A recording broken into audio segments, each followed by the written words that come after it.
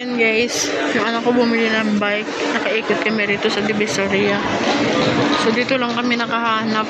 Dito rin kami dinala uli nung may alam. Sus, ayaw niya na mag-ikot. Ayan, happy na naman siya dahil nakabili ng bike. Ako yung nilalagnat sa kanyang kahilingan. Napakahirap. Maaari lang sana hindi ko nabilcharat. Reward niya yan sa kanyang mabuting pag-aaral. Kaya guys, huwag kayo makityan. Okay, diba? Happy yarn.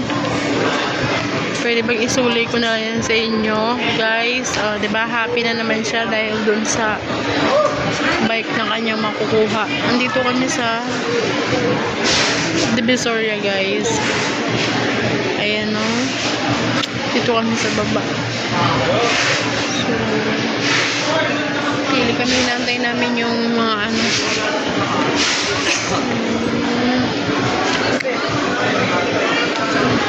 Happy yarn.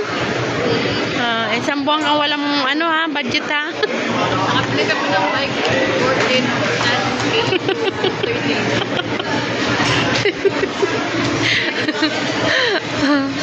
Yeah, isang buwan siyang walang kakainin, guys. Bahala na siyang pumayat. Naglugaw lang. Oh, no. So, titiisin niya magsardinas gawa ng sa kanyang bike at marami siyang babayarin. Ano siya? Pinantay namin guys yung kanyang bike. Happy yarn. Ay, nandito kami may magaganda ritong bike. Ito sana yung gusto ko para sa kanya, pero road bike yung gusto niya. Ari ba guys? Mountain bike. Maganda rin. Ayun guys, nandito kami. Ayun yung aking Anjanakis. Ito yung gusto ko sana pang service sa ganda. Red. Diba guys? Yun yung Janakis ko sa loob. Tara na, uwi na tayo. Hindi na daw dadating si kuya. Nag-aantay ng bike. Nag-aantay siya sa bike guys. Hindi na dadating daw anak. Tara na, huwag ka na malungkot. Babalikan na lang natin tomorrow. Hari ka na. Nagbago ng masakit na ulo niya. Tara na. Ayan dito tayo guys sa Divisoria. Ano to? Ano bang na to? Ay, ito pala katabi niya. So yan, natutulog na siya. Kaya uwi na kami. Bye guys. Ayan na ang kanyang bike. I-open na. Ayan na guys, ang kanyang bike.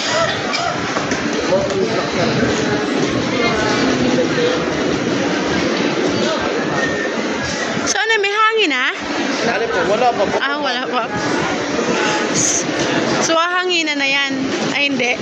Kasi yun ako pag in-assemble na. Okay.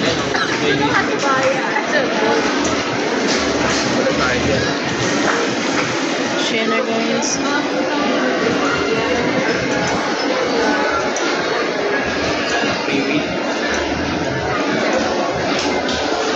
Siya na guys kasi wala akong alam.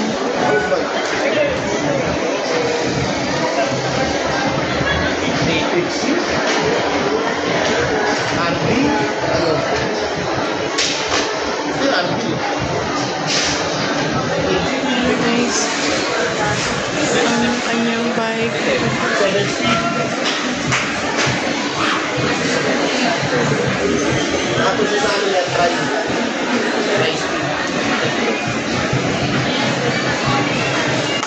So yan na, tinatry niya na ikutin. Hindi, pag may hangin yan, cut na yan. Patayin ka na yan.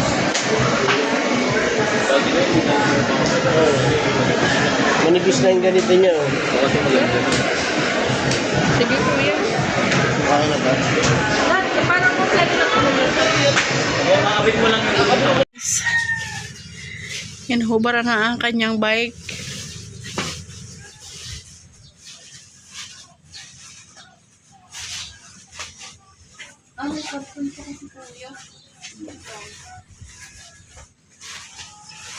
Diba? Maghirap ka kasi yan ang gusto mong bike. Aanuhin na lang naman kuya, gulong na lang naman daw sa unahan ang aayusin. Tapos yun sa harap.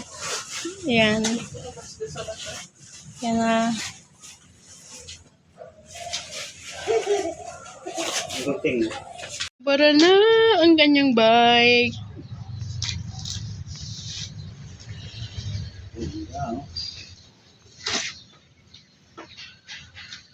Maganda rin ang price. Ayan na, inahubara na. Ang hirap eh. Yan ang gusto niya eh.